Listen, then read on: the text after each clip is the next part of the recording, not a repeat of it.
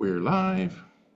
Welcome to Worldwide Stock Car Chat on Zoom, number 270. I'm your host, Greg Gow. The gang's all here with Don and Dewan and Mike and Garth and Phil and John and Luff and John and all the other non-Johns. Let's start with show and tell. As per usual, I have a show and tell. Gio's got his hand up already, but if you want to do a show and tell, please raise your virtual hand so I remember to call on you. Whenever you're ready, Gio, go ahead. Okay, so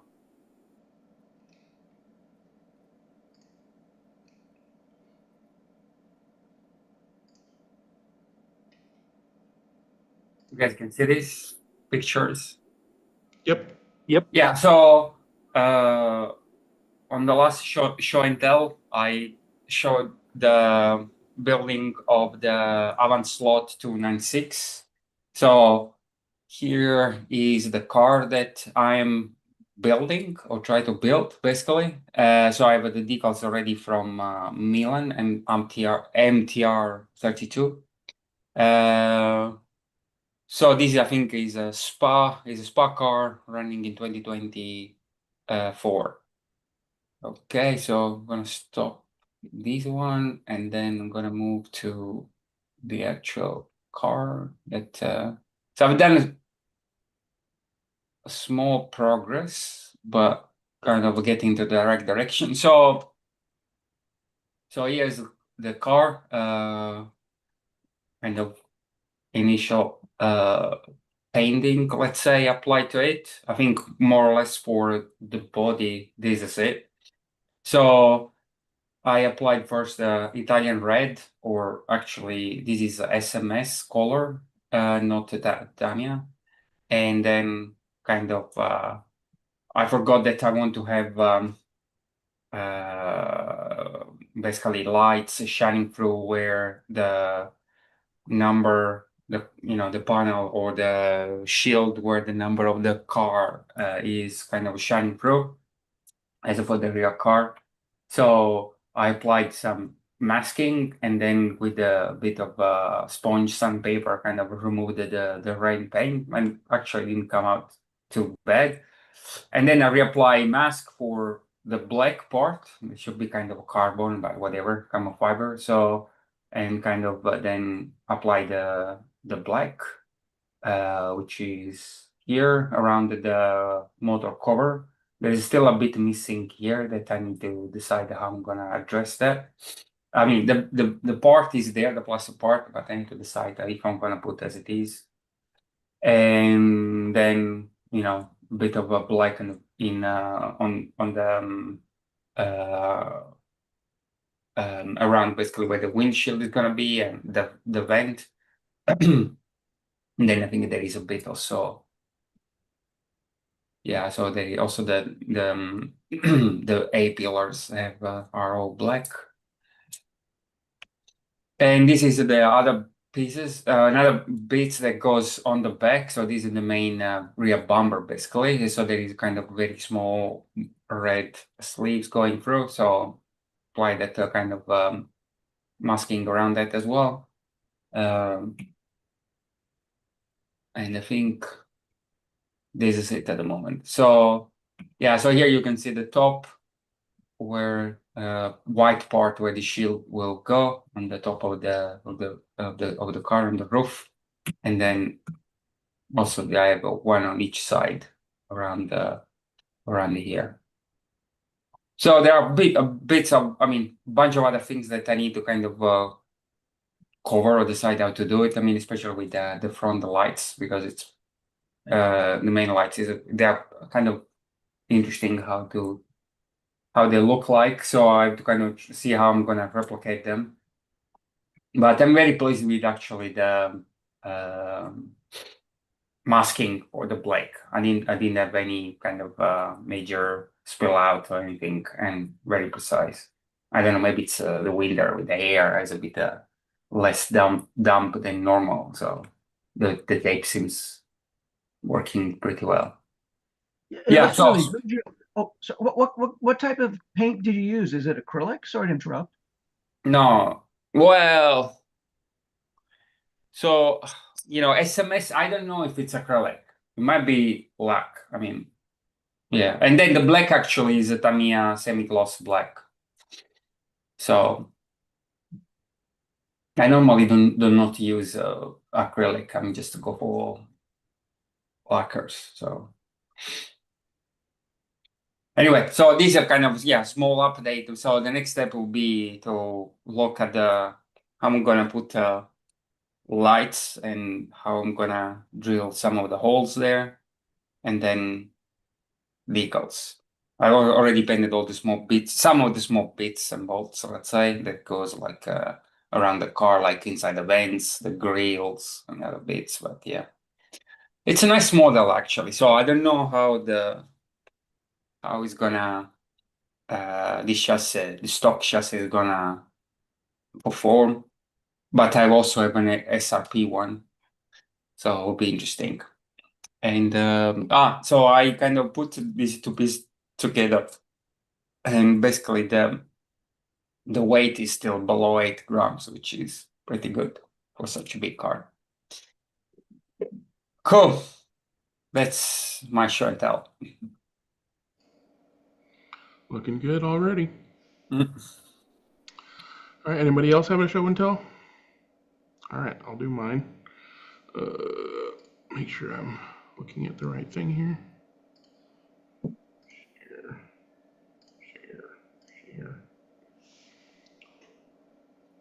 Share. Okay, you should see this. What looks like a setup plate is not a setup plate. It's actually a working surface for the Harbor Freight front panel. It has sections that go into the injection molded openings of the Harbor Freight panel. This is not my design. This is actually, I was actually working on something very similar to this when I got a message from somebody saying, "Hey, Greg, I love your stuff. Want to check out my thing?" And so this is his thing. This is Max Tech Forge on printables. You can download this model already right now. And I printed it out, and it fits great. It works real good. As I said, I had already been working on my own version, which is currently printing, but I'll share what my thoughts were on this kind of thing. Very similar, but rather than having all the openings of the injection molded front panel lid thing, I put my own troughs in there for two reasons. One, I wanted to make these more useful, more purpose.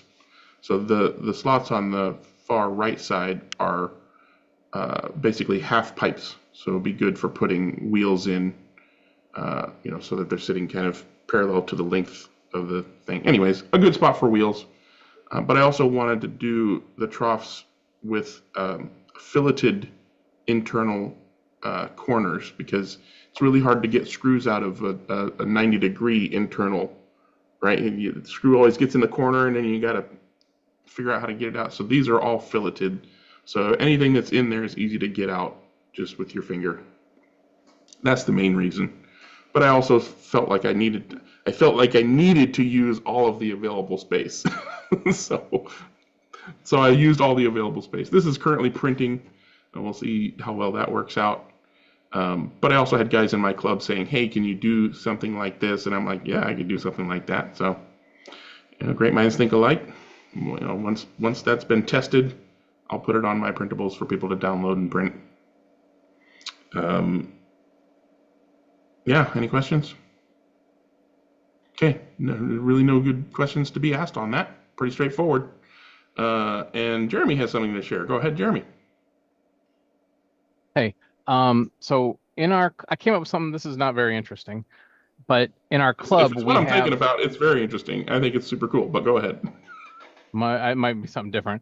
So in our club, we have a Scalextric Trans Am class, and for some reason on the rules they voted to allow you to replace the plastic wheels with metal wheels, which sounds great, except for you're on knurled axles then.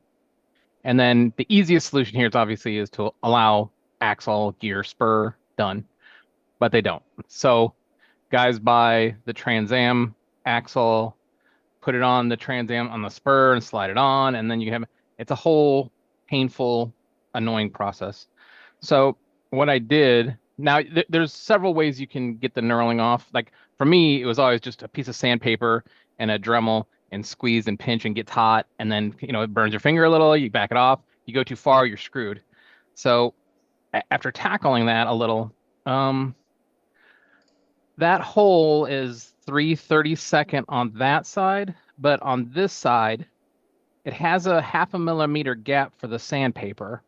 And when you put the knurling in there and you put it in your Dremel on this side and start going at it, as you squeeze down, you can never get it beyond 3/32. So I've taken to account for that pressure, unless you like go ham-fisted with a pliers or something. But so you put it in there and you start burring it off, burring it, and that pressure will get you to 3/32. And I haven't had to burn my fingers, and I haven't had to go too far where it's too wobbly on there. So I've got it perfect nearly every time. Anyway, I think anybody can do this on their own. You don't even need a 3D printer. I mean, just a dowel rod with a 3/32 hole in it, and then a slice down the middle for the pressure, so you can adjust your pressure with your thumb while you're going. So anyway, I did it, and then I got on my first one perfect with the old blue Scalextric spur gear, but with metal wheels on it. No problem. I mean, you can keep going and adjust it to where you get it perfect, like you would with your hand. It's a little faster to do. It takes 5 minutes instead of sitting there trying to get it perfect for the next 20 minutes or so. But anyway, as soon as I get the file up, I'll share it with people online. I used a flexible Shore 90 TPU so I could get a little bit of pressure, but you might be able to do it with like PLA as long as you don't go too solid of an infill on it. But anyway, that's the only slot car tool I was thinking. What were you thinking of, Greg? Not that, because I didn't know about that, but that's cool. Okay. What I was thinking of was your awesome list of cars that are available for doing, racing groups. I forgot what the title. Oh, on Slot Forum. Okay, yeah. On Slot Forum, I didn't think that was okay. I was just trying to get things together. So when you have a club race, nobody wants to race when there's only one brand of this one car. So like slot at Datsun 510. Nobody's really racing that as a class right now, because otherwise everybody would just have to have all slotted 510s and it'd be kind of boring. So I started collecting everything I could find. Now, again, this is with my friend ChatGPT helping me scan all these websites and pulling it all and things that are in production. I mean, there's probably going to be some misses and gaps here, but I've left room for people to add that. Because if you're starting a club class next year and you want to vote on a rule, you don't want to have only 2 cars and 2 liveries available. You want to go, okay, well, there's 3 cars here, 27 liveries. This is one I could propose. So that's the only reason I did it. Yeah, I think that's why I thought that it was so useful, is because, looking at the livery list, it's like, there's like one that had barely any. I guess 5 is pretty low. Yeah, 5 is pretty low as far as liveries are concerned. It's not really my idea. I stole it from Far Out Slot Club on their website. He has a list of like Fly, and then 9 cars listed, 57 liveries to choose from, so they shouldn't have a problem. But the problem with that to me is Flies are not really made. They are, but they're not. I don't know what's going on, but you can't find a 917 anymore by them. That's still Sidewinder. And so I'm trying to keep this list up to date with companies that are actively coming out with things either this year or next year. And then when we get to 2026, I'll try to update it and keep it going and hopefully provide some use to people. And as long as AI is doing all the work, it's not that hard to do. So otherwise it'd be a huge waste of time. I was going to say that would have taken a long time. Oh my God. That would have taken hours. But I just think that's useful. I think it's absolutely useful, especially for new clubs looking for a new group, a new series of some sort to race, and they're not sure what to pick. Do they pick the new hotness, or do they pick something that's more readily available? Well, I think that's great. The only some thing clubs are still racing stuff from 10, 15 years ago, cars, and that's fine, but you can't get parts anymore, so you got to start making exemption rules. And then you're not really supporting the companies that are making cars right now. You know, spending $50 a year on this hobby kind of helps the industry as well, instead of just sitting on your 15, 20-year-old car and saying, we'll do it this way. Yeah, I don't know. We'll do it just like we did 20 years ago. Yeah, things change. You gotta update and keep it going. Yeah, speaking of things change though, like for example, the Scalextric GT used to be all Sidewinders, but now they're making them all inlines. So any Yeah. new car in the last few years, any completely new mold car within the last few years is inline, which is not inherently bad, but generally speaking, inline cars and Sidewinder cars are not fairly matched unless you allow things to be To change, you know, yeah. to be changed, Maybe next to year match. I'll start adding that in and make sure, but that's getting really down into detail. So I don't know if see if you know. see if ChatGTP can keep up. I don't think it Separate can out go all down and cars that figure are out. different. I mean, it'd be hard to figure out, what's inline unless you see it or if they mention it. Like some of the boxes on Scalextric used to mention, inline, but I don't know if they do anymore. Or it's just hit or miss. I don't buy that many Scalextric anymore. You got to be able to see the chassis. You got to be able to see the bottom of the car because they don't put what kind of drivetrain it is. They might say what kind of motor, but they don't say what kind of drivetrain it is. So yeah. They certainly don't advertise the motor that goes up and down. I know that. That's for negative sales, I think, if you want that. Nope, not buying that. Pass. Hard pass. Sorry, Gio, you said something. Gio? Yeah, that's basically, even if you say sideways, you don't know if the motor is sitting flat or is basically sitting on its side, which, so I think what basically you guys would say. Yeah, but hopefully that list, somebody will find it useful, and if they find a situation like that where there's newer cars are better or worse, at least they have the information to start with. They can determine that. It gets them halfway there. Oh, for sure. Yeah, I think that's super useful. So thank you for however much work you put into that. About an hour, but a solid hour. A solid hour. All right. Solid hour. All right, Garth, you got some show and tell? Yeah, I just got one. Got something that Jeremy sent to me. You guys see that okay? Yep. Mm-hmm. One of his little signs, so Oh, yeah. It's all 3D printed, okay? Yep, light box, and it's got LEDs in it, so I didn't know where to put it, so I found a place underneath the slot track on one side, so. Cool. Pretty cool. That looks good. Yeah. Yeah, light boxes are super popular these days. Yeah, and so it's big sign for, and I just wanted to thank Jeremy for sending it. So. And for people who are watching this show for the first time, that's your Outlaw Slots logo, right? Outlaw Slot Cars. Yeah. That's it for me for the month. I'm done with topics. That's it. Sorry. I wouldn't waste your other potential one. Could have saved that for next week. All right. Any other show and tell out there? I guess not. So I guess we're moving on. Club Corner, past, present, or future racing. I don't know. I think there's a slot at Nationals coming up, but I don't know. Is that this weekend or next weekend? I forget. I think it's next weekend. Anywho, Gio wants to talk about racing. Go ahead, Gio.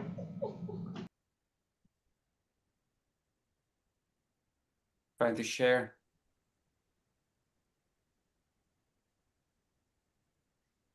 Okay, so we've been missing a couple of nights of racing because I'm busy at work myself or few people showing up. But last Monday, so basically I managed to have 5 people on the track, and so we went back to our GT3 racing schedule. So basically, this is, I think, is the second race since I come back from Europe. So it's been quite a while. Anyway, so this is the lineup for the race, and So when the first in practice to warm up the cars and the track. So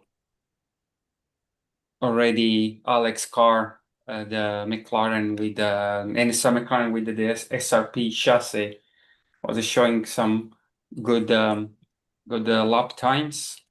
Mine was second, and then the rest of the guys, and then went on to qualify, and Alex basically managed a blistering lap. I think it was, yeah, where is it?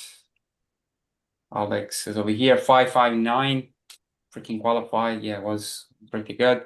But then what happened was that while I was putting back one car into the slot, I bumped into the laptop, which is basically kind of disconnected from the base station or the docking station where the dongle is. And so after the software kind of, or the machine kind of went back into position, we lost the connection. So basically we could not resume the session, so there was still a minute to go. But with the 559, basically it was almost impossible to do any better. So my fastest lap was a 565.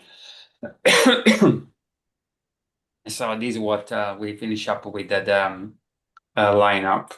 So I had to then disconnect, remove the laptop, reconnect it again, shut down the system, start it again. So then we went into the race. I don't have a picture of the starting, but I have a picture of the finishing.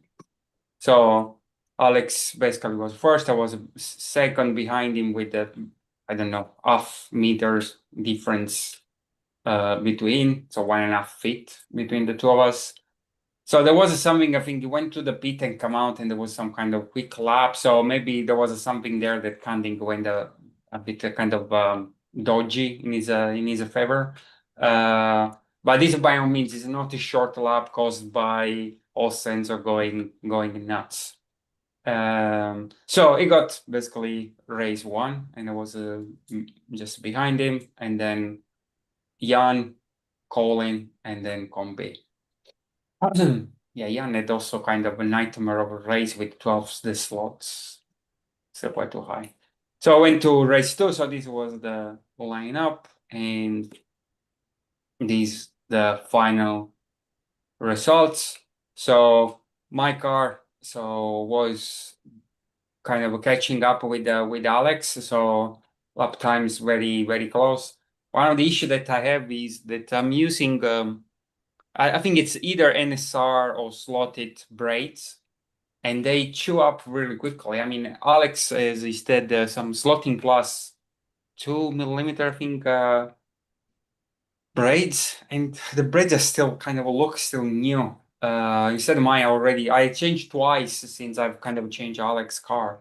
So mine are kind of frayed. I mean, at one point, basically one braid came off. So I really don't know why they kind of messed up that quickly. So I need to change that. But despite that, I mean, I managed to keep up with him. Colin actually close to Alex, and by all means, his car is not that performance. So Colin is catching up or improving, and then we had Jan and Combi behind.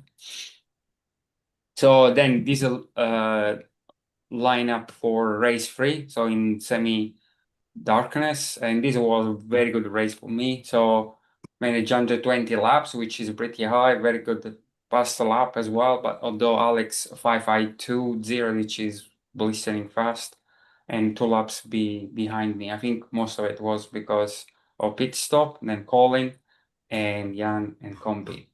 And then basically we had the last race in darkness with the reverse grid, but unfortunately I don't have any picture of the final thing. I mean, I get so rusty, when all these kind of remembering to take picture and stuff. So especially when it's been a while since we've been racing.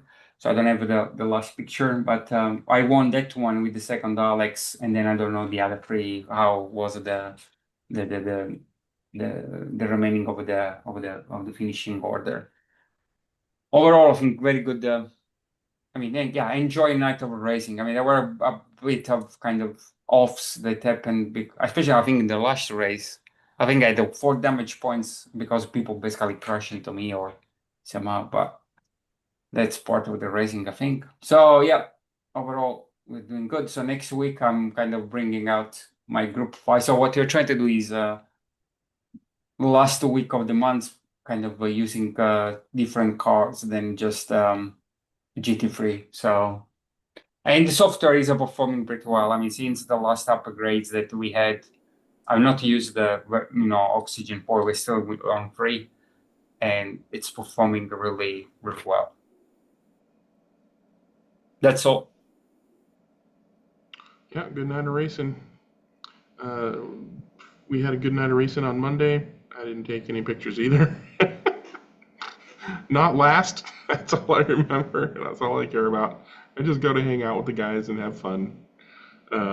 Next week is at my track, and I'm still cleaning up my garage again because it always turns into a complete disaster area between races. So cleaning up the garage and then cleaning the track and then making sure everything works and then having a race. Cool. Anybody else want to talk about racing? All right, floor is open. What you got? All topics, so long as it's slot car related.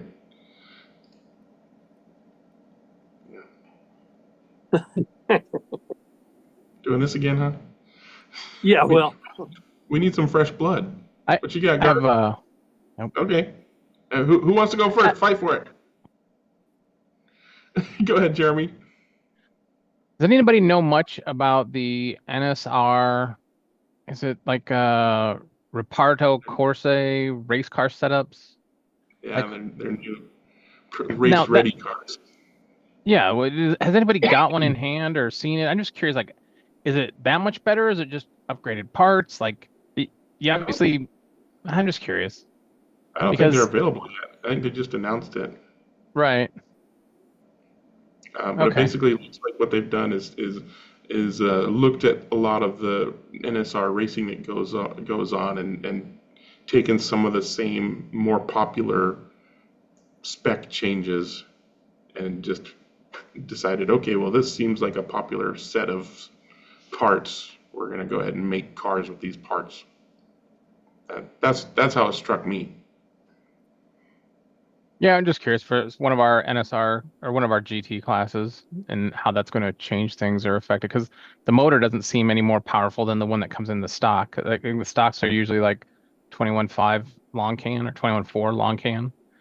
So, all right. We took a peek at their PR last week, but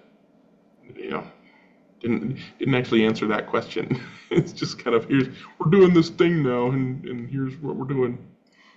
All right. Okay. Too bad Dennis isn't on. Maybe we'd hear more from him about that. No, it's okay. I'm just wondering. Maybe he'll be on later. We'll circle around back to that. All right. All right, Garth, what you got? I just got a generalized question. Does anybody know anything about, and I think I might have asked this question to Mike Maurer at one point, about the slot Dadia Orica cars? There's one that's colored like Nemo from the movie, and there's a yellow and green one. My question is, they're angle winders, I guess. Can they be sidewinders? Will a sidewinder pod fit in? no. Because they are designed to get flat 6. So if you put in any motor that is taller than the flat 6, basically will interfere with the body. Yeah, there's not enough clearance on the body. Same with their older LMP cars, the Lolas, stuff like that. There's not enough room inside. Is the FK130 taller than the Yeah. FK180? The whole point of the flat 6 was to make it shorter. So it's not a width thing. It's a height of the motor thing. Yeah. Okay. All right. Then the next question would be my first question was a sidewinder. That would mean that it was way in the back of the body. What if I have a tendency to use FK130s on a sidewinder with an adapter? Would that fit? Okay, or is it the whole back? It's not. It's the motor thickness is too much. Right. You won't be able to put the body on top. It doesn't matter So what the whole- configuration. It doesn't matter So- what orientation the motor is, pointing parallel or sidewinder or angle winder. The motor is just too thick. The body And then won't the go body, the bottom of the body touches the motor. Then I assume it Yeah, won't come yes. down all the way. The Okay. inside of the body touches the top of the motor, and So you the have no whole body on the inside doesn't slope in any way, or? Right. Basically, the reason that the flat six was invented Exactly. was Yeah. in order to not have a big bulbous bump in the back of those cars Yeah. to make room for big motors. He So wanted and to be more realistic. yeah, and that's also why there is a difference between. I mean, like the scale auto hyper cars, they are not really scale in terms of the rear part. They are taller than they should be in order to allow an angle winder long can motor to fit there. And if you go with the sidewinder with the short can, because the sidewinder basically I don't know the Mabuchi motor basically has the connectors or the terminals on top with that plastic thing, right? So that one already it's kind of very close to interfere with the body. So in fact, because we raised so we raised sidewinder with that short can motor. So the rear body had to be kind of lift up a bit in order to make sure that there was no touching there. What you could do though, Garth, is with one of my adapters for FF motors, you could make your own pod and pull that all the way to the sidewinder configuration if it fits lengthways. Yeah, that might work. Because that I saw motor is some- pretty small. I saw some posts on Slot Forum about the guy was complaining about a new slotted Matra. What is this? Matra 670. Yeah. Exactly that problem. Just exactly that problem. As it comes from the factory, the body will not rest on the chassis at the back because the motor's too tall. Right. They're trying Meritio to- addressed that though. Yeah, I think they're making a change or something. Well, also that To what? he To the body? admitted that he just made it too short. That the mounting post was too short. That's what he said. It wasn't supposed to be that way. So probably the factory change is going to be taller body posts by a mil or two. The fix is basically spacers on the body posts. Yeah. Yeah. So Jeremy's idea addressing- sounds like the most promising for the LMPs. If you want to put a sidewinder in, then it would have to be an FF type motor, a slim can. Nah, you're not too small. too small. Or just do what Scale Electric does and flip the motor sideways. It'll be fine. I mean, Courtney's trying to come up with all kinds of ways to make those motors work real well. You see what I'm trying to do, don't you, Jeremy? I'm trying to put Yeah, that yeah. rotating pod in there. Yeah. So I think maybe I have to design a rotating angle winder pod or something. That'd be interesting. It would probably be I think it would work. It would be smaller. The rotation tube would have to be a little smaller, but rotations, right? Yeah. I don't know. The design that Avantslot uses with the sort of end bell, round knob on the end of a shaft for theirs with adjustments and a grub screw on it and the metal part that holds it in the front didn't seem to work all that well. But I don't know whether it would whether your style would work real well or not. It remains to be seen. So I wonder if the Thunderslot motor is thin enough that it could go underneath some of the Sidewinder of the LMP2s, like you were talking about, Garth. So don't know. I'd have to think about that. see what, or look at it and see what the thickness of the motor is, whether there's enough room to do it. Well, I know That would be- I had, you know, take, for example, I have some, you know, I don't have a lot of LMP cars, but I have, a couple, like 3 of those, Nissan R390 GTs, okay? Mhm. And they came with, either an inline or a angle winder. And I put sidewinders in them, and they work fine, so. Yeah, but the rear end on that is not as That's true. short Yeah, it's not as as the LMPs. pushed down, yeah. Yeah, I think the only way you can do is to get not an FF.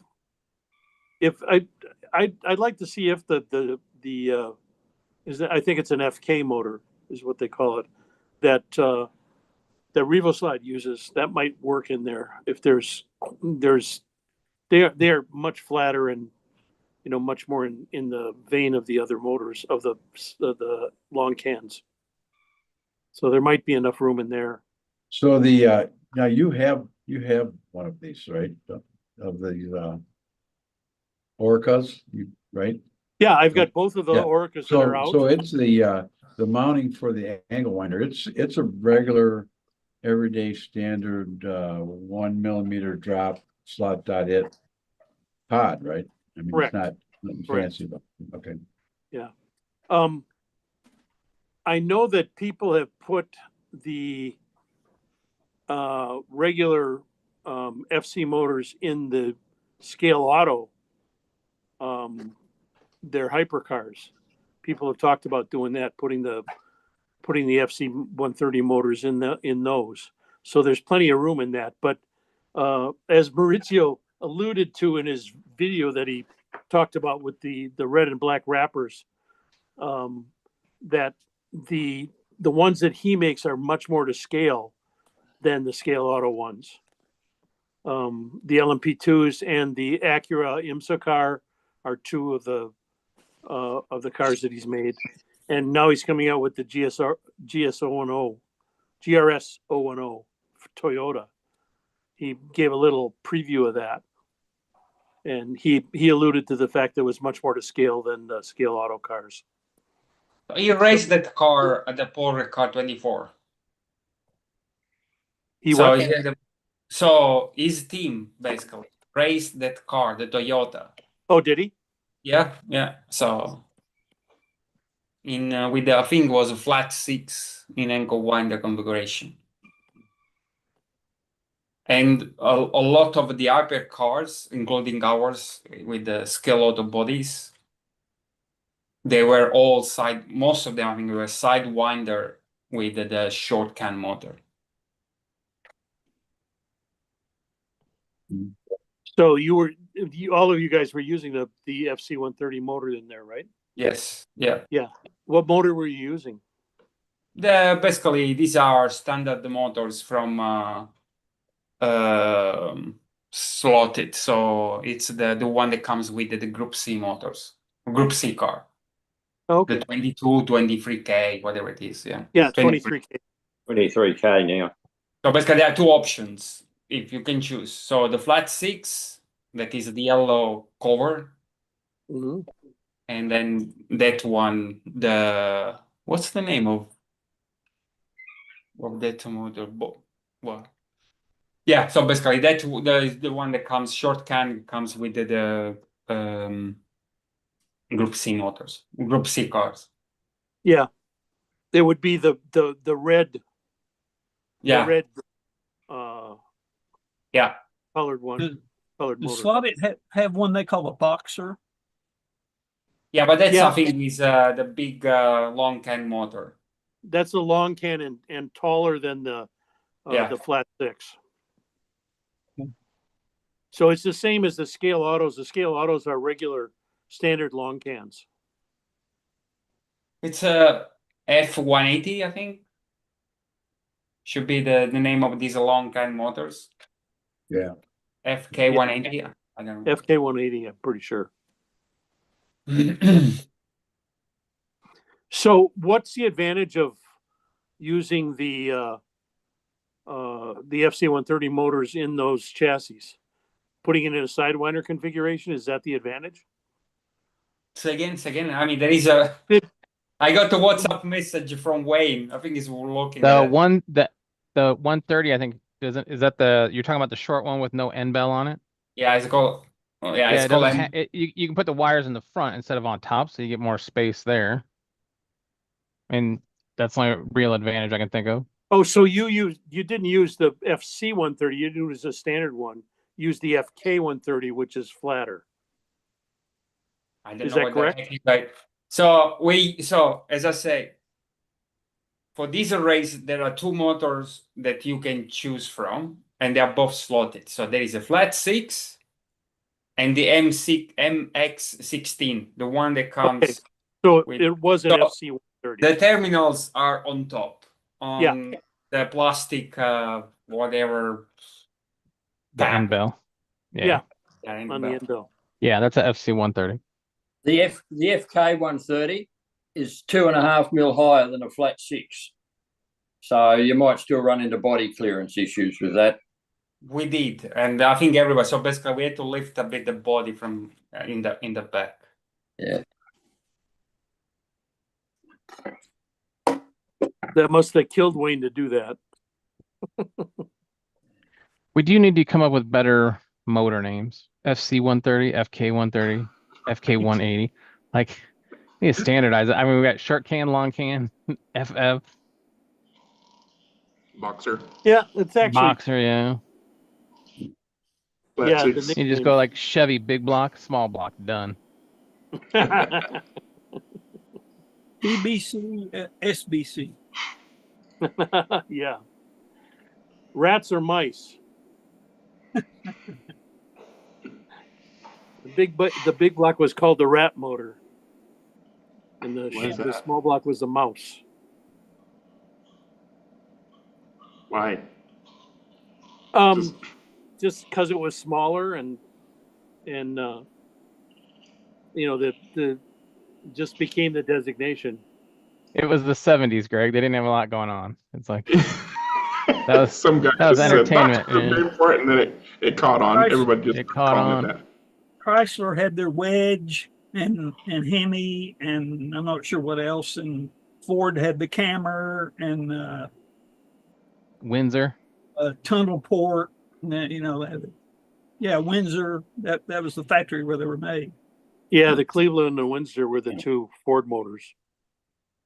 Yeah, they got really confusing with the 351s, with Cleveland and Windsor, and then somebody decided they were going to combine it and make a Clevor with the Windsor motor with the Cleveland heads. So it's the same type of thing. But essentially, the 130 is the length of the motor, and the 180 is the length of the long can. So, and the FC is the one with the terminals on top. Yep. Whereas the FK is the one with the terminals out the back of it. And then slim cans are, the smaller body motors.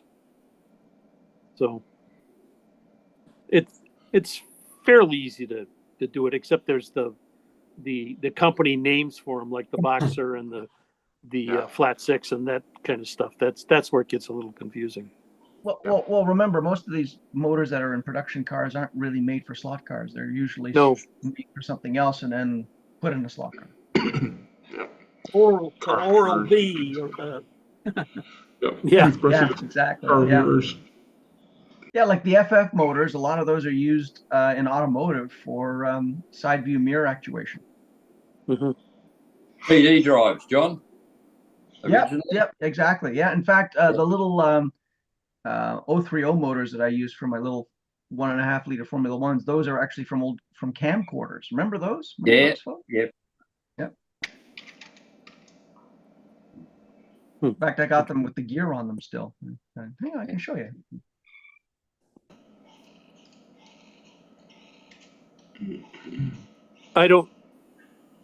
while he's doing that, what I don't know if I mentioned this last time I was on, but I have changed the gear ratio on my MR slot car Corvette from a 10-tooth to a 9-tooth, and it actually equalized the speed with my Nincos.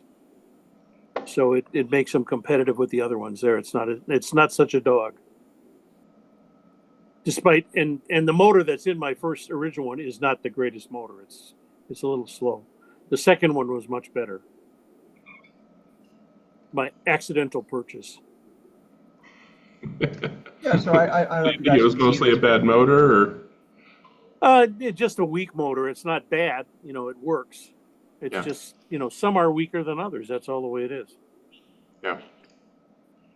I was just gonna say, I don't know if you guys can see this, but I mean, that's the way I got them, and it's even got a little gear, and the gear is great, actually. It meshes really quite nicely, but this is like a plug-in for a camcorder. That's, Yep. and when you're making like one of these little, here's the Brabham. When you pop the motor in, the wires are actually the perfect length for the guide blade. Lucky. John, are those the same Well- motors they use in the 1/43rd scale Carrera? Like I know they use like No. a smaller. No. Oh, okay. It's Even the more same motors. size, approximately the same Okay. size, but no, these are Mabuchi FF030 motors. So the So they quality don't actually have as much oomph as the 140. The Carrera 143rd motors actually are quite quick. Do you know if those are available separately? What, the Carrera motors? The Carrera motors. Oh gosh, yeah, yep. Yeah, From although Carrera? what you can do too is get a whole bunch of old 143rd cars that have their wings broken and just scavenge the motors out of them. That's possible. But then I'd want to fix them. It's a disease. If I just got the motors to add to my motor pile, I've got 5 individual boxes full of different motors that I've got, and I've got all of them marked with their RPM and what they go into. Well, You between that and tested your it? traction magnets, you're going to throw the axis of the Earth off again. Yeah. My gigantic ball of traction magnets. Better not get those two together. Those Oh motor boy. box and the ball of traction mag. You'll never get them apart. I mean, take a sledgehammer and a chisel. I might have something fun to show next week. I finally got an email that that my spring rail kit for slotted printed track pieces is on its way.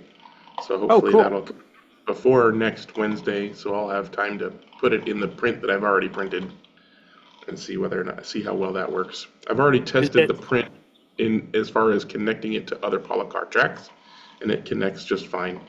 That's the one for the pit lane, right? No, this is just the R6 piece that they okay. publish. But yeah, it'll be the same kind of thing for the pit lane once that's published. Yeah. But for that, they're probably going to sell a kit where you get the electronics and solenoid and stuff like that, I would imagine. Otherwise, what's the point? I mean, at the very least, they need to be selling the solenoid. If they say, okay, we'll buy our lane change, from lane change electronics from years ago and print it and buy the rails, they're still going to need to sell the solenoid. So it makes sense. Yeah. To me, it makes sense that they would sell a hardware sell kit. that as a package. Yeah, that makes The board, the solenoid, some wires, the rail, and then How do print you and assemble. how do you make the rails again? You use springs or It's Okay. basically a long extension springs. So the coils are all up against each other. It's not a compression spring. And then it's long enough that you trim to length, and then they have the sockets and the pins that you put the spring into at the ends, and presumably pinch it or crimp it in some way to make it a good connection to the pin. And then that all kind of just snaps into the 3D print. So basically the rail is just the very top of the spring. So do you have to buy the spring separately or comes? Yeah, it's a product. It's a slotted product. Ah, The whole thing. You basically you get a pack with 4 long spray or 2, however enough spring they think is necessary to cut to the length for whatever, and then 4 each of the pins and sockets. So 1 pack of spring and pins and sockets per track piece that you're going to print. But yeah, it's in their catalog and everything. I use those springs. I mean, I find some on AliExpress, right? So you can find these long ones, like 30, 50 centimeters long, and then with different diameter for the coil, and also different diameter for the actual metal that forms the spring. So I think the smallest one that I found is 0.2 millimeters for the metal, right? I mean, the diameter of the wire diameter. Yeah, so I use those ones for the, converting my Scalextric lane changers to oxygen, so that one side is solenoid active, Okay. One easy for, because anything harder than that, and then basically the solenoid will not be able to pull it. Yeah. So basically AliExpress, if you know the diameter or whatever, I think you can find those also on AliExpress if you want to kind of bring your own thing home.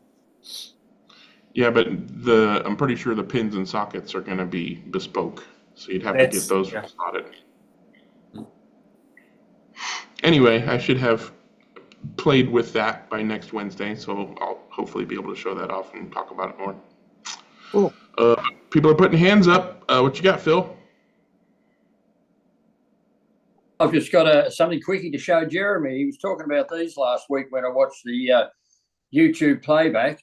These are the Japanese GT cars, Jeremy. Wow. That's what you were talking about. Yeah, I knew Scalextric made a bunch of them. I don't know what the release was. Was it mostly in Japan? That's a good example of no longer available right there. Yeah. And the Quadrox ones are quite collectible and expensive now. Oh, really? Yeah, they came with a grid girl, and hard to obtain. But my son-in-law brought these 3 back from Japan when he was over there for me. So, yeah.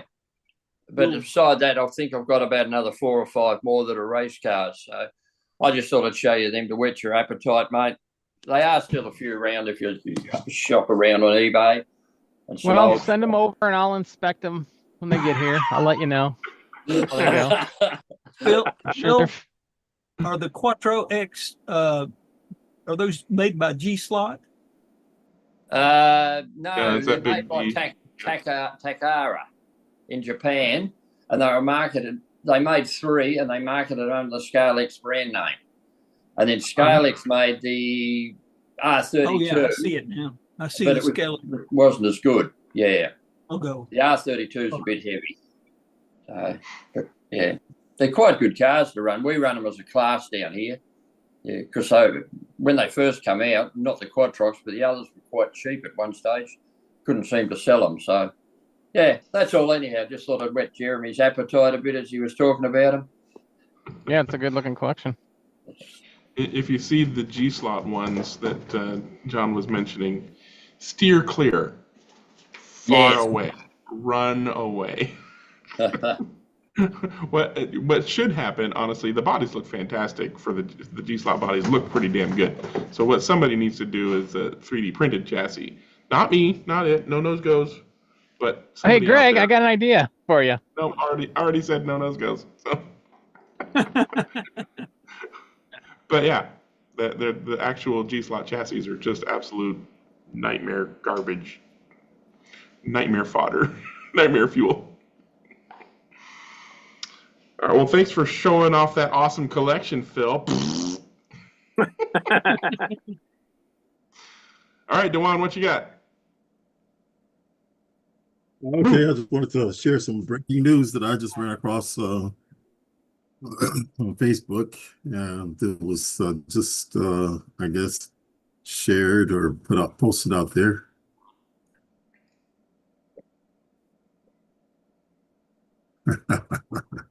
Ooh. Racetrack Scenics. So they're offering, they're asking people's opinion on the concept of them doing a layout with the Batman Raceway. Of course, we'll be telling you, Okay. yes, please make that immediately. Everybody born before 1980 was jumping at this. What? The huge part of your all childhood. I know it. Yeah. So anyway, on this is 6 years in the making, and it still hasn't happened for me yet. Did they say a price? No. Just asking about the concept, and I actually just put it. You can see my blurb down there. I gave him some clarifications on some things that was missing that they didn't take consideration. Right along here, there is actually double chicanes that aren't very obvious because you can't see from that. When you get a different angle from the different photo, you can see that there's double chicanes right in front of Alfred and Harriet. Where they got the wiggles in their design. Yeah, so they do, and that's what someone commented. When you go through the post, you see the comments were, well, there weren't S's in this layout, and they said no, there were chicanes, but most people don't like chicanes, but if you want chicanes, we can put chicanes in there as opposed to the S's. But there's double chicanes right here, and there's double chicanes right here that aren't very obvious.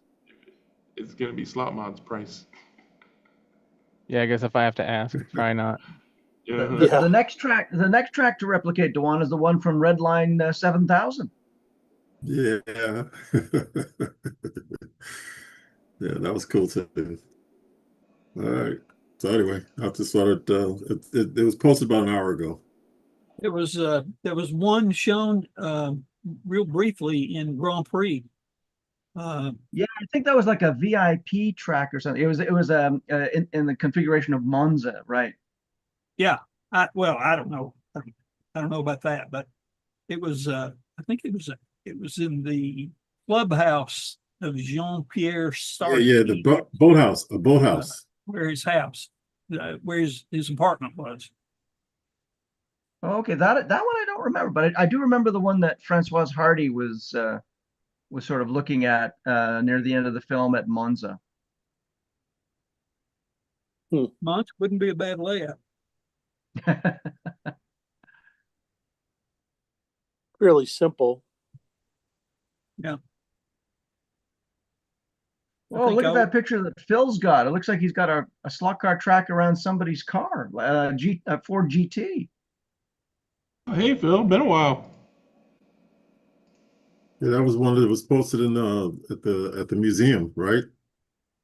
They did their special layout. They had that endurance race at the museum. It's a Gilmore Museum in Kalamazoo, Michigan. That's very cool. Electric track? There's Phil. Hey, how are you, man? Good to see you. Oh, you're not muted. You're muted. No, he's not, but his mic's not working. Oh, sorry. Now he's muted. Maybe he hasn't spoken yet. We're working on it. That Gilmore, is that the same Gilmore that used to have the lion as their logo and then sponsored the IndyCar races way back when, in the 30s? Yeah, you're thinking of the Gilmore line. Yeah, that's right. I think they even sponsored the pace car once, didn't they? Yeah. Indy? Yeah. I'm thinking I must have something now. Hey, there you go. Yes. Welcome. Hey, Phil, there you go. We can hear you. Okay, I'll give you a quick rundown. Gilmore is the same Gilmore who sponsored H.A. Foyt for years and years. Yep. And so his Indy cars are here. I guess that would be the racer of greatest fame that Gilmore did. When Gilmore sponsored Foyt, they never had a contract and they never had an argument, and they were winning. And it was all on a good old-fashioned handshake. So that's kind of the coolest thing to me in that history, because I never met the guy and got a ride in his race car or anything. But yeah, the track in the backdrop here is a 50-foot by 22-foot 2-lane digital with Carrera Digital sitting with Scale Auto Track.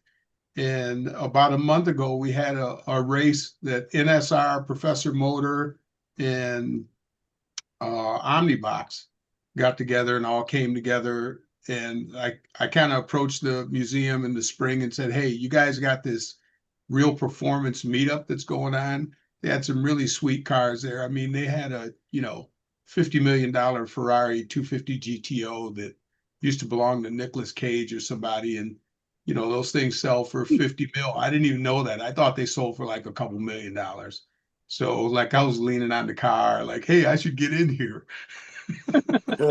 It literally is only about 25. That Ford GT right there is the prototype that Ford had.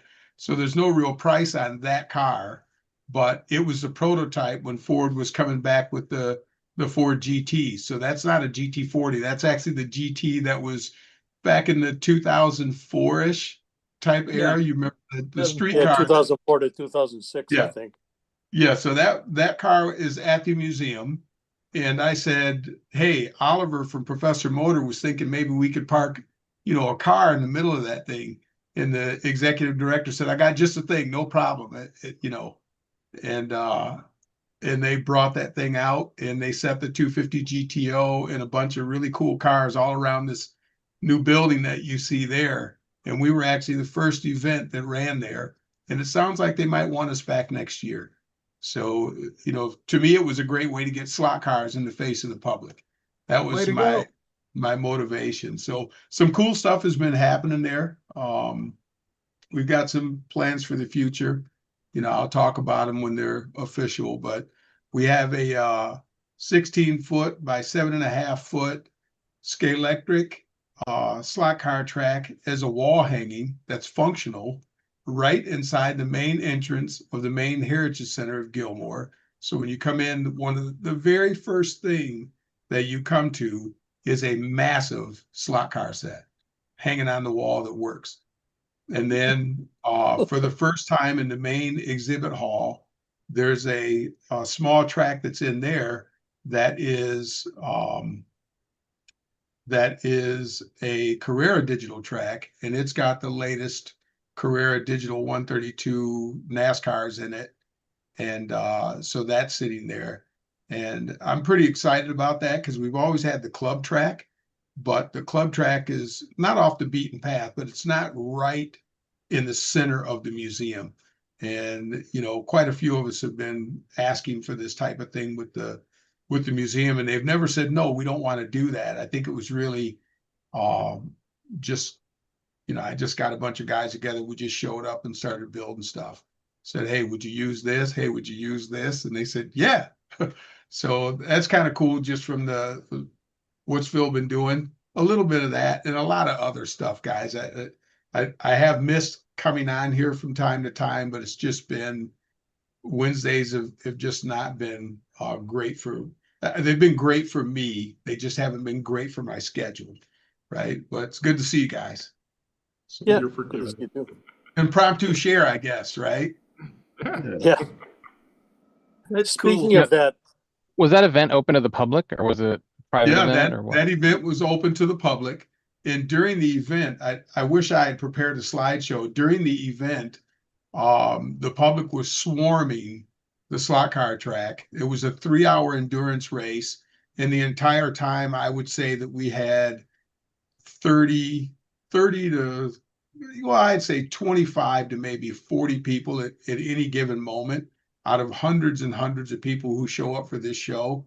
Arguably thousands showed up. But anyhow, that building is a brand new 80-foot let me get it right. It's 80 by 40, and it's got a real bar in it, along with this real wood burning fireplace, which is the bar's on the opposite end. And that's $1 million building. And we came in and set up a slot car track in it first. So, you know, I've never really had $1 million building at my disposal. Unless it was like a jailhouse or something, and I was trying to not go in there, you know, but no one said, yeah, come on in, unless it was school, right? There's $1 million buildings, but yeah, it's pretty cool. You know, Gilmore is really fantastic. They're doing some cool stuff just in general. And we're finding slot cars are more in it. John Lacko, of course, still has the club track there, and that's used twice a month for racing. And we use it in the school education tours. So practically every week, we see groups in there. In the summer, less, but through the school year, we're probably pumping, you know, 5,000 or more students through that building, just coming in, seeing slot cars and doing tours of other parts of the museum. But they always write letters about the slot car track. You know, we don't get a lot of letters about all the stuff, but we get lots of feedback from the schools and corporate groups and stuff on slot cars. So pretty cool stuff. Yeah. Speaking to the real cars in the middle, one of the cars that I saw at the historic races at Elkhart Lake was a Ferrari 330 P3.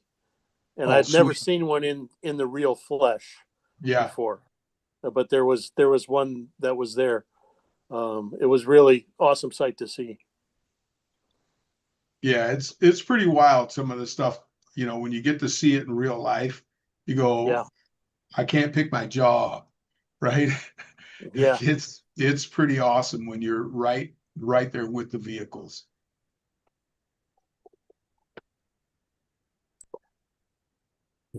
Real jealous, you know.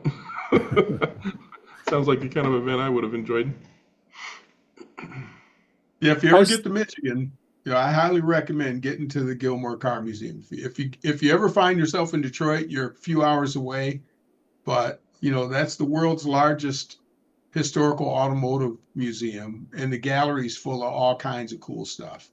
You know, I mean, there's modern stuff there too, but obviously to have a museum, you need some history, and we have a lot of it at Gilmore. Pretty cool. Pretty cool. Very cool. Didn't they live stream some of that? Yeah, it was live streamed. Yeah, I saw that. I don't know there if I was can get lots away of with carnage. this. I'm going to try to share this up, if it's okay, Greg. Yeah, go ahead. I just told my system to share the screen. Is anyone able to see that? Or here, I guess I should click share. Is it there now? Yep, now we see the GT40. Okay, so there's the Ford GT, and you can see, you know, the track going kind of around the perimeter. That guy right there is Oliver from Professor Motor. Marty Ford was there. These are not in any specific order. I just said Marty's name because that's who did the live stream for us. So that was pretty cool. Back here in the background, the significance of these poster boards back here is this is the next proposed building, and the fundraising's been going on with that, and they're more than 75% through the funding. And so they've just got a little bit more money to go. And in this building, right in this little quadrant photo, which you probably can't see real well, but where my pointer is above Marty's head, there's a slot car track table that's going to be in that educational center, and also a kind of muscle car. Actually, it's not going to be muscle car now, it's going to be performance car exhibit. So that genre of vehicle will get its own deal. Here's just guys sitting around, some of the racers that are actually marshaling during the thing. You can look out back and see that the event, as we were getting ready, I think this is actually during the testing of the track, but during that part of it, and now you can see we're just starting to open up. We're just getting ready to get things going. And you can see, here's one of the other cars that was out by us. Here's some of the stuff as we're getting our day going here. 275. Yeah, that's some GTB. serious. Wow, that's a 300 SL Roadster, and that Ferrari is beautiful. It's a Yeah. 275 GTB4, I think. Yeah, very nice. You can see the wind was quite high. I don't know if you can see that video in real time or not. Yeah, yeah. wow. Yeah, that building, all the walls are actually garage doors. So we started rolling up the doors because it was just about 92 to 96 degrees that day. So it Oh, was geez. hot. And when we raised those doors up, it immediately cooled off. And as soon as we did that, then the crowd started filtering back in. But people were getting hot in there for a while. So that was kind of a cool thing that we did. And these trophies, you can probably see those online somewhere, but one of the guys that was a racer printed those up and brought them over. He did a little remix on a thing that he found on Maker World, and he gave those out to some of the racers. That guy right there is John Lacko, and that was a candid. So John's not really always got that look on his face, but that's John just coming out to see what was going on. He had other things, so he really didn't get a chance to do a lot with us to organize this event, but he kept his curiosity up. And as you look out on the grounds behind us, you see that there are vehicles out there and there's lots of things happening. Sometimes we empty the building out because they had either a prize drawing or a raffle drawing, or an award was given out in the show for the judging that was going on. You can see one of the overflow lots behind us. There's a couple, 2 or 3 YouTube streamers that are in this group. Lost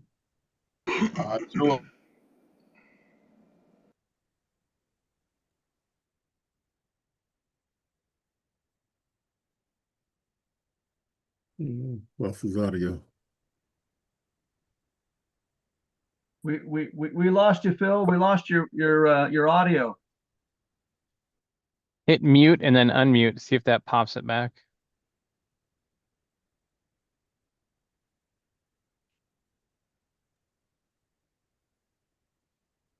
No. Now we can't hear you, Phil.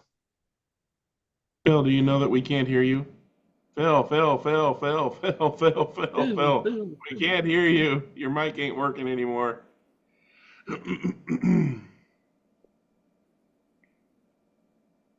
No. Your assistant did something. Must be AI. Must be AI, yeah. It's more like ay. No, that would be too much of I. Is he still, did he go away? Where'd my controls go, guys? There we go. Now we can hear you Yeah, again. you're back. What happened to my controls? I'll stop your share and you can start it again if you want to. I think that's enough torture. Otherwise, you'll start feeling like you're over your aunt or uncle's house and they're giving you vacation slideshows. Yeah, and they were going to Disney World, and you Yep. and you didn't get invited. Yeah, for a week, right? Yeah, very cool event. So, yeah, cool stuff. Now, Phil, did you do some racing with the folks there? Yeah. Oh yeah. My wife always says she fell in love with a strong 8th place finisher, and we actually did really well. We were at one point like 20 laps down from the first lap, or from the first place team, and I was driving the last stint. I got within 3 laps and ran out of clock, which means I was low on talent the first 2 hours and 57 minutes. I was out of skill for almost 3 hours, and then in the last 20-minute stint, I started pulling it back, but it was. Come on, be honest. You were sandbagging. Come on now. I was sweating bullets trying to do right, and it just didn't work my way. But it was a blast. Whenever you guys know what it's like. When you're in a race, you're racing miniature cars, but your anxiety, your skill level, and your ego and your emotions are full scale. They're life-size scale. So it was a hoot. It was a real good time.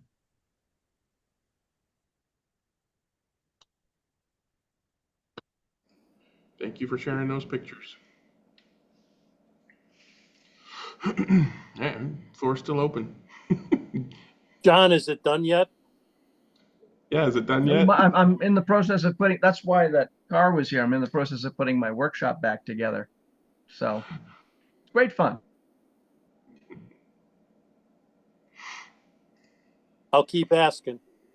Oh, no. Hey, please do. Please do. No, it's on the list. It's getting, yeah. No, it's, I would have poured, but I got to straighten things Yeah, out. my sister is saying, is that car done yet? Oh, no, is it for your sister? Well, if it's for your sister, I Well, better get no, the going. 356 is going to be. She's got that favorite car, and we saw it again this year. Oh, no way. At the races. So. Oh, way cool. Okay, yeah, I got to get my ass in gear. Sorry. The YouTubes were digging your slideshow, Phil. Oh, cool. Yeah, there's a lot that's out there. I'll come back and share some other stuff. I finally got a group of guys. I moved about 60 miles away from where I used to live. You know, when you were seeing pictures of my track in the background and things. You know, in 21 I got married. In 22 I moved here to 60 miles away to Grand Rapids. And when I came here, my wife's house, which we decided to keep, we at one point were discussing the possibility we buy some other house that was big like my house was. But I got here and thought, why would I do that? There's less to do here. So, but the problem was the basement wasn't ready. I showed you guys how I kind of redid the basement down there, but all my racers were 70 miles away from me now. And I finally have a group that's up here. We've got about 6 guys who are on the regular every Friday. Some weeks we have 13, 14 guys in a 550 square foot area that's refinished in the basement. And the track is 20 feet by 8 feet. So there ain't a lot of human square footage there. But I think I saw some videos of that. And yeah, just want to let you know, on the YouTubes, Litech Slots says hi. Yeah, okay, that's Warren from Litech Slots. He does some stuff. He and Joe were doing a live stream Monday. They do a Monday Madness on YouTube, so you could look him up. But super cool guy. Hey Warren, what's up? I just subscribed to a channel that I'm pretty sure is the track you were just talking about. Yeah. You got Joe on there. His wife, I think she's Jennifer. She usually is on there. She's usually kicking Joe's butt. They do some racing on there. They do Carrera Digital, no mag on Carrera track. So it's interesting to watch.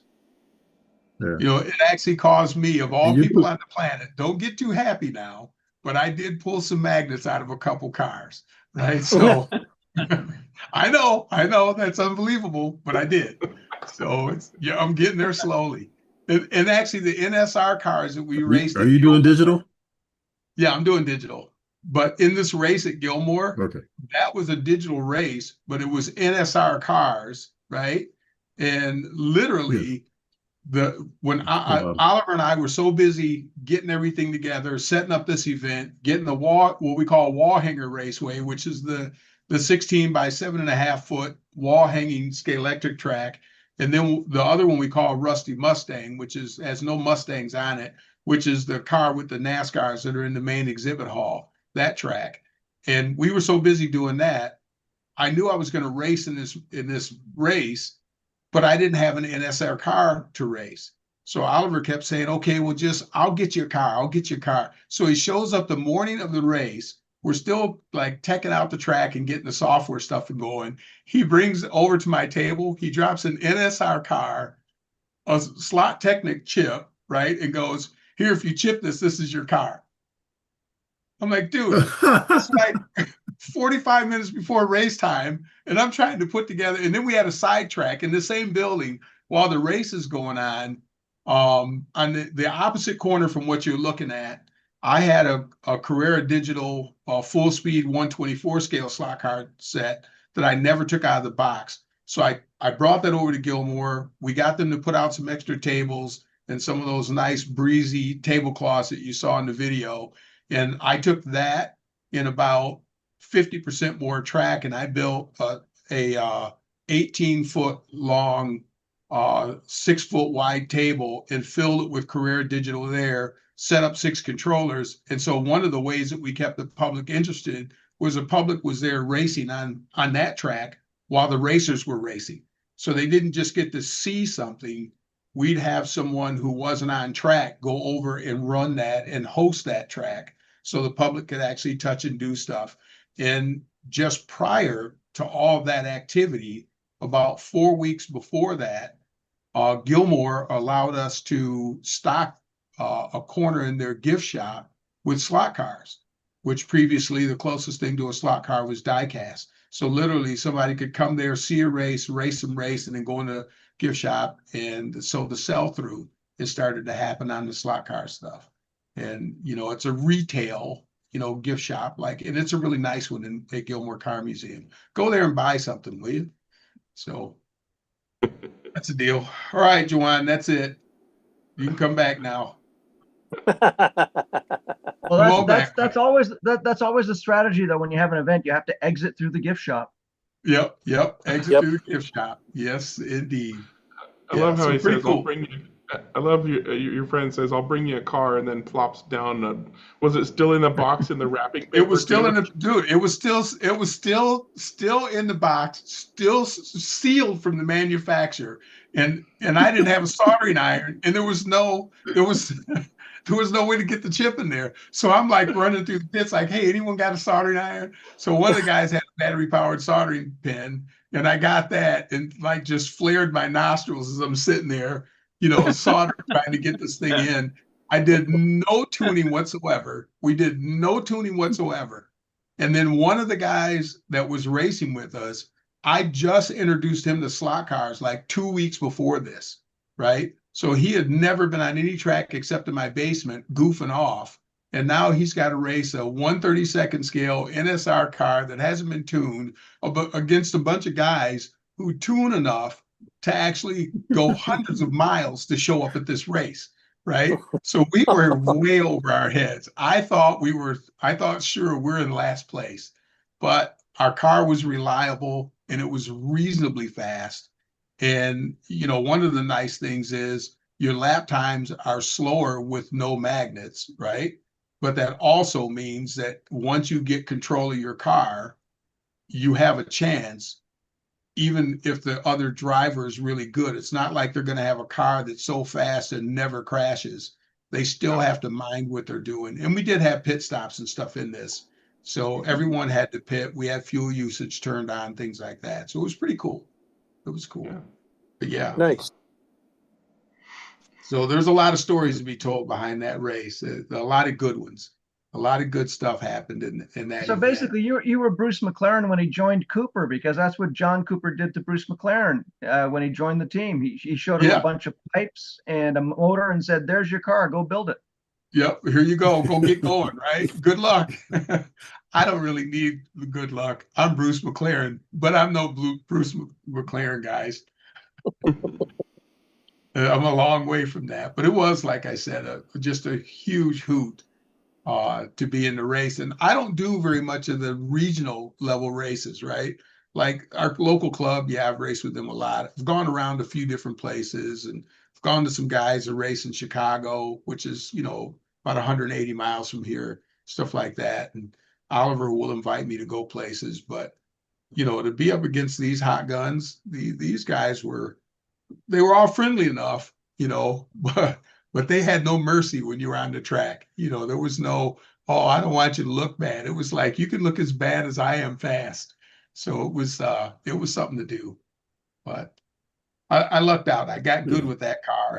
And like I said, I pulled us back. At one point we were in 4th place, and then, and there's 3 races per team, and there's 6 teams, and, some overflow guys, and still I was able to get us. That last stint was really good for us. But what was also a gift, for about 5 of those laps, the car in first place broke. I prayed for stay broke, but they got going again. So good. Did you guys have to race with the plunger controllers, or did you have ramjets? No. We used Frankenslot wireless controllers. So basically, every racer brought their own controller. So literally, before the race, we took every racer who brought a controller, regardless of what it was, and we paired it, to the Omni box, and then we paired it to the car. So they can literally go on the podium and have their controller, and the only rule was you can't turn your controller on until you're on the racer's stand and you're ready to go. But yeah, it was pretty cool. And Gilmore did a great job. Like all the riders were elevated above the track, just about a 9-inch riser that the racers stood on. So looking past that Ford GT was no problem at all. And actually, I think if we do a track that big next year, we're going to ask for 2 cars. So, that was a neat thing. Cool. Yeah, I checked it out. Nice little race. Yeah, we weren't sure how the digital racing was going to go because, Professor Motor does their fall race, and this wasn't impromptu, but like it's Dave Kennedy does his slot car news, so he runs a slideshow in his Friday slot car news thing that tells you what races are coming up. We only were in his slideshow for about 3 weeks, and we were sending out. Oliver was sending out invitations to people he knew that came to his race in the fall, which is an NSR sponsored event, but it's what was it, 8 lanes of analog. So, it's different, right? And some of the guys were like, yeah, I don't know about digital. I don't know. And then they just said, okay, I'm going to show up. And they actually had a good time. They, which to me, whatever you're driving in slot cars is good. Slot cars is good. That's my slogan. Slot cars is back. Slot cars is good. You didn't have a bunch of analog racers just pushing other cars off the track? Yep. That's all right. They get used to it. The same as you get used to, and when you're racing analog, sometimes it's not good to be on the outside corner going into a curve with someone off a big straight. Well, it took a little bit for the guys who were kind of very green and digital. It took a little bit for them to get used to the idea that, okay, we had several passing zones on the track, but it still took them a while to get used to that. But once they got used to it, then, it was pretty cool to see some of the like near heroic passes these guys were doing because they were figuring it out. They were like following you down the straightaway, and then they'd flip, and they'd go by you. And then they were masterful in terms of managing, the drifting, the fishtailing, because they've been racing non-mag for a long time. So at that point, man, it was on. It was really cool to watch their techniques. I learned some stuff watching what they were doing and just going, hey, to one of my teammates, hey, did you catch what he just did? Did you follow what he just did? What just happened right there? Right. And that was the cool part too. It was a learning process, but it was a fun time. I shared Marty's video in the chat comments. And on the YouTube. So that's Marty's walkthrough video. It's about 5 or 10 minutes long or so. Not super long. I'm sure it has a good variety of things.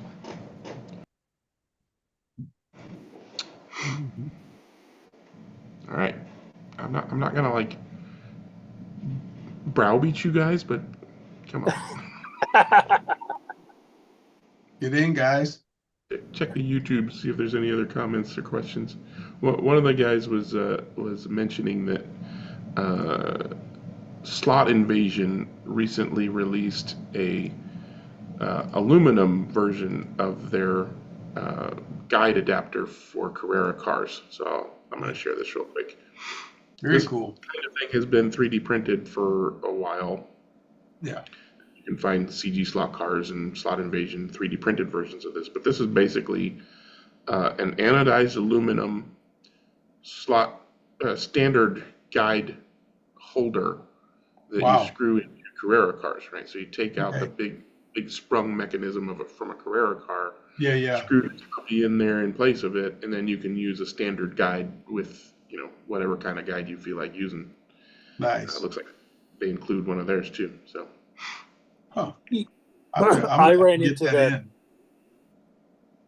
I ran into that earlier when I was putting together my Ferrari 296.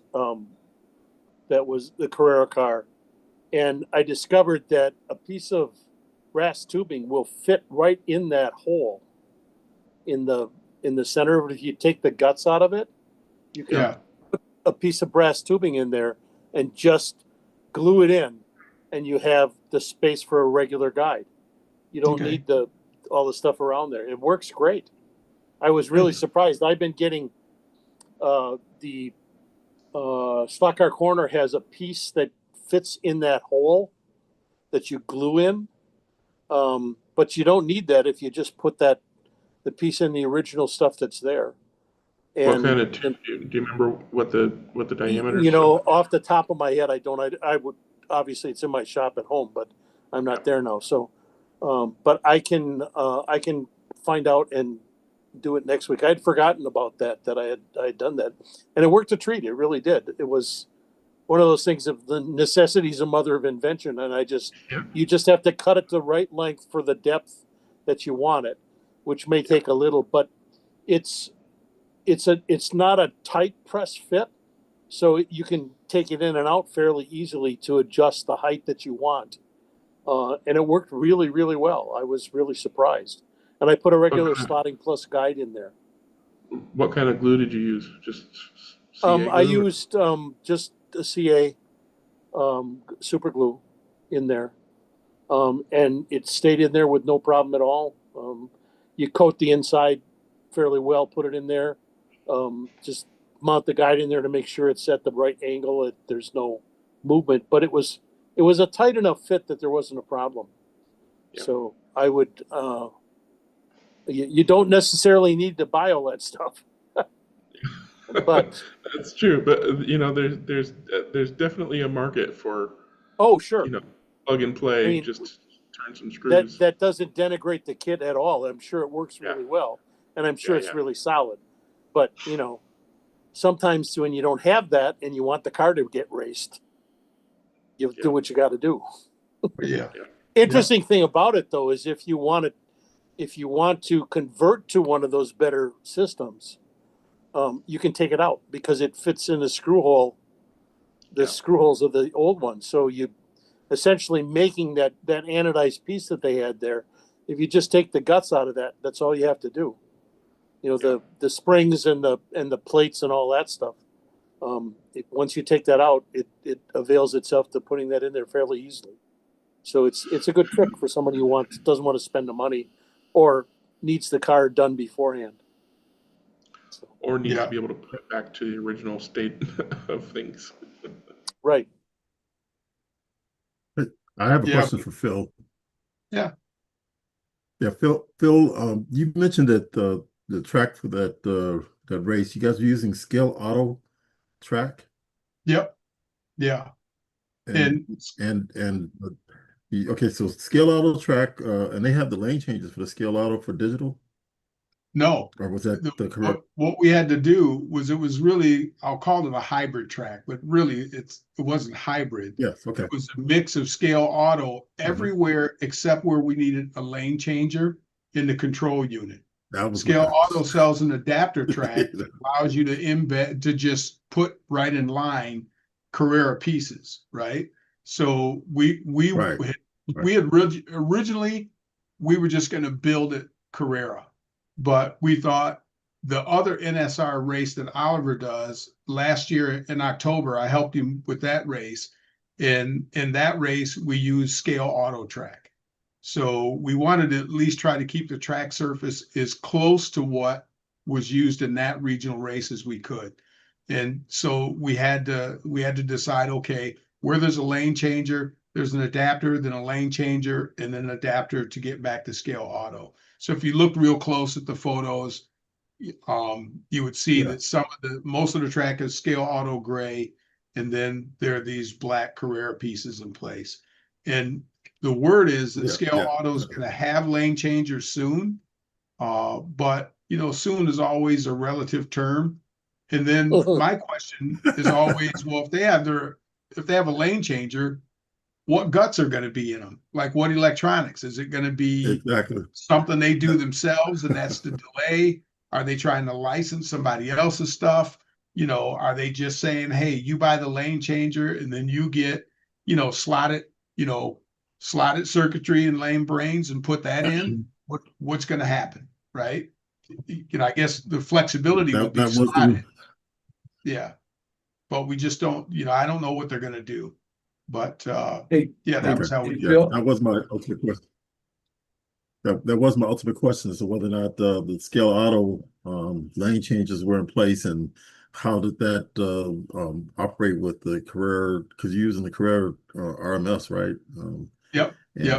Well, the RMS that we actually used was Smart Race, right? And no shade on Smart Race, but I'll tell you what, there's an up and comer with this Fast Laps. I don't know if you guys have seen that.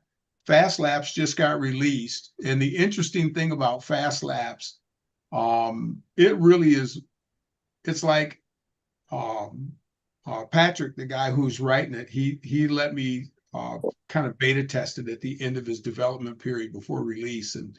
And it's clear to me he's using this and he's been developing it with an analog club, but it has a lot of good digital features, and the digital features are very, very nice. But the way he handles it, runs only on Windows right now, and the way that he handles external displays is you have the racer stats. When you're racing, the racers see one screen on like a second screen connected to your Windows computer.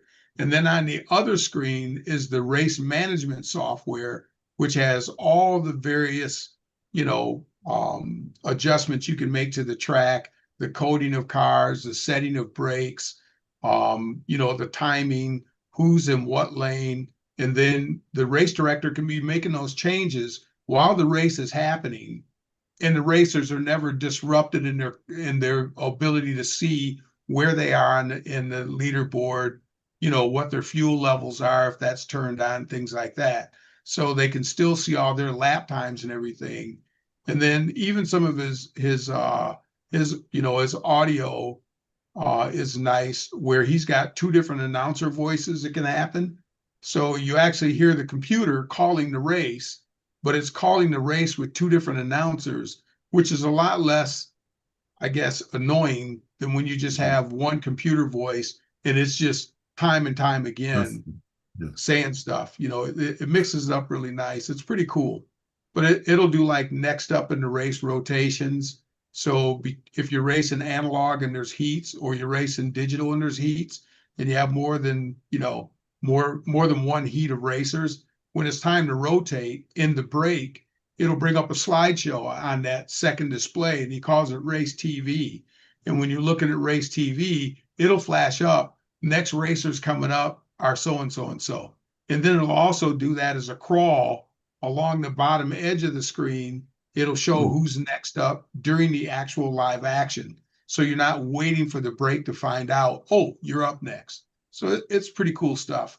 I'd like to see us use that software in our next event. So, I'm not paid or anything like that. I just like his stuff. You used fuel in that race. Did the fueling affect the speed of the cars? Or was it just straight up just using fuel? The setting that we used was the fueling in Carrera is not as, like, if you did that in Scalextric, it's easier to set that the car weight matters and it changes more flexibly.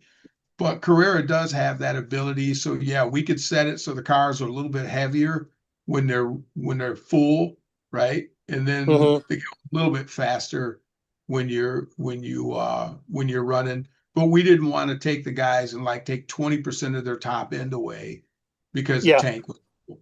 Yeah. So I get that you didn't, but I wondered if it was possible with that management. Yeah. So that was kind of one of the cool things. And then the other nice thing, and like in Smart Race, it's got a lot of really nice features, especially if you buy their pro pack with it. So Smart Race like $10, right? You get it, and it'll do some good home racing stuff. But then when you want to add in a lot of the simulation stuff like weather and tire wear, damage points when someone crashes, stuff like that, then you pay this like $30 a year, right? So it's kind of a subscription model, which, money wise, it's $30 a year. But for $30 a year, if you can keep some coder interested in continuing to develop the software that you like to use, that's a dirt cheap price to pay. I mean, he needs hundreds and hundreds of people to want to do this because coders can go anywhere and write, bread and butter grocery store software and make $150 an hour. So to be coding a slot car race management system and maintain it, I see all these new apps are going to this. You buy it, and then there's a subscription to keep your updates coming. And he has a similar thing, and it works out pretty decent. But for the extra features, really think of yourself as dealing with something like $40, right? And then the features are very, very robust. So I'm looking at the simulation stuff is good. So for anybody interested, fastlabs.com. That's FAS no T LAPS.com. FASLAPS.com. And you can see their pricing is basically different levels with different feature sets, and you pay if you're happy with the free features, then you don't pay anything. But there's 3 levels above that are $3, $8, and $14 per year. That is a subscription fee for the extra features offered by those different levels. Yeah. Looking at the hardware requirements or the supported hardware, they support TrackMate and Arduino for analog. They support Carrera's control unit for digital, and they also support RC cars using TrackMate RC counter and EasyLab RC timing. I was hoping to see Scalextric or yeah, actually, I've talked to him about that, Greg, and he has a high interest to do something with Scalextric, right? And I still have a lot of Scalextric stuff, so I'm like, hey, man, like for a guy who's got both brands of tracks now, it would be really great to have some Scalextric support. And his intention is to go down that road. I know that Smart Race is also going down that road, right?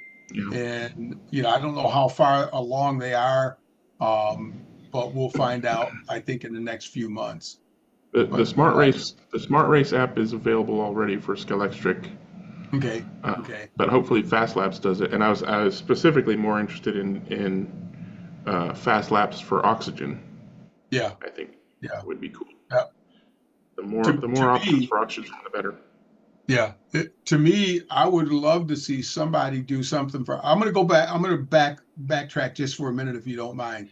Back to the slot invasion thing that you showed about the guide blade. I think it's really important. I'm going to say this, and it's anecdotal. I haven't done a study, but I can tell you, between me, Mike, and the Carrera track at Gilmore, we've seen breakages in the Carrera digital lane changers. I saw a video that showed, I think it was you actually saying that they need to replace that lane changer. Yeah, it sounded like you. Yeah, I will editorialize my thoughts on that. My opinion is Scalextric's lane changers are head and shoulders above the Carrera lane changers for durability and reliability. But I think one of the big flaws in the Carrera lane changers that we found has to do with the guide blade. Every single instance of a Carrera lane changer where we've had a breakage, even on brand new lane changers, like I got a brand new set with two brand new lane changers in it, ran it for like a week, rotating through cars, and bam, the double lane changer gets broken. I contact Carrera, and some months later, a new one comes in. In the meantime, I bought 3 new ones because I had 2 more that got broke. And then I started looking closely. What happens is the Carrera guide blades wear thin relatively quickly. I'm not saying like in 10 laps, but you know, if you got a car that is your favorite and you keep racing it and you keep racing it, you know, after a number of weeks, that guide blade is going to start to get real sharp on the front edge, and it finds this little clip that's in the slot on the Carrera lane changer and wedges itself in during a lane change, and then it pops the metal rod out, which is kind of like real stiff piano wire. It pops that out, and once that's popped out once, it can break this little tiny tab that holds it in place, and then there's no fixing that.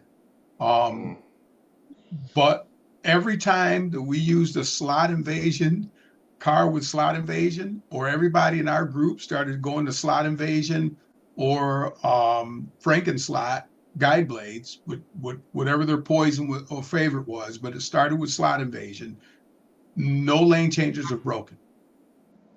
So it's like, yeah, I still don't see the lane changers being as robust, because I've had Scalextric cars, I've had various cars with crappy guide blades on Scalextric tracks, and never had a mechanical failure of a Scalextric.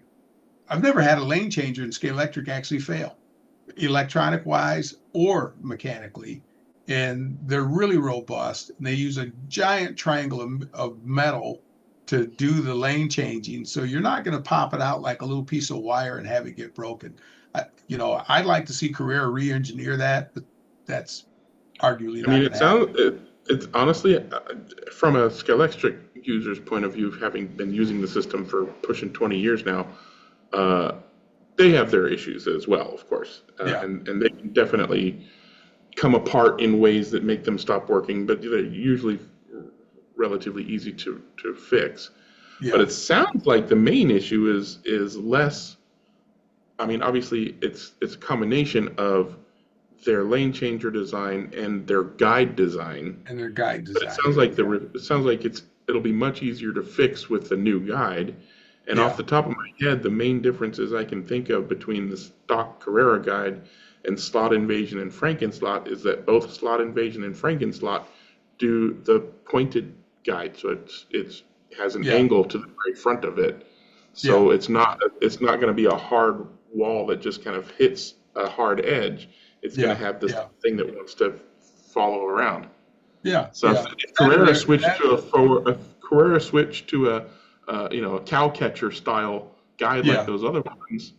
Yeah, I think that would help them a lot. And also the width, you know, the Slot Invasion and the Frankenslot guide blades seem to be just a tiny bit wider.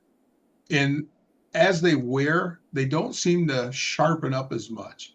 And I think that, like you said, Greg, you know, it's a combination, but the combination coming from the manufacturer, you kind of go, hey guys, one of two things here. Fix this little tab so it never has a problem, or let's get a new guide blade and stick it in the box. And, you know, guide blades are so cheap.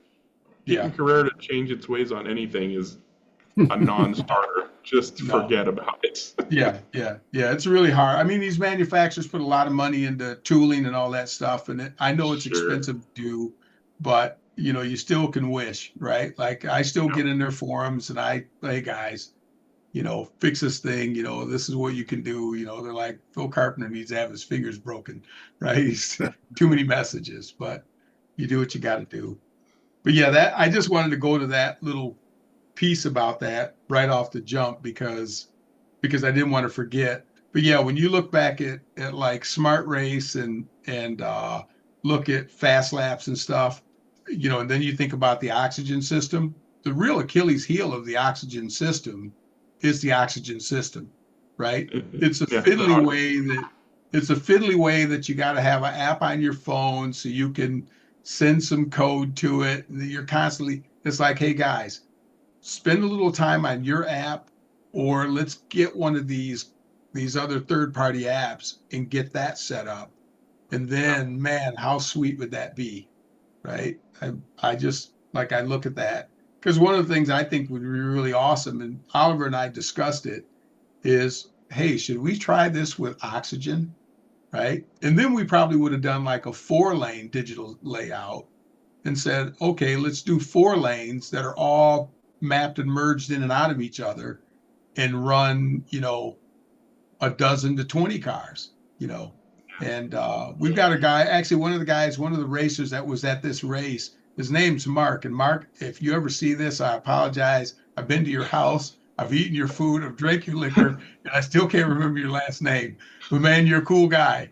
And the way you do oxygen at your house is really cool. And we've had like 14 people on his track in his basement. He's got a nice track. We've had like 14 people running oxygen in his house. And he's got his buddies now, so they all have oxygen. So there's like 3 guys with some pretty sweet tracks, and over in the Chicago, Illinois suburbs. And I'll tell you, when you get on the track and you've got that many digital cars going, it can be mayhem until the racers calm down.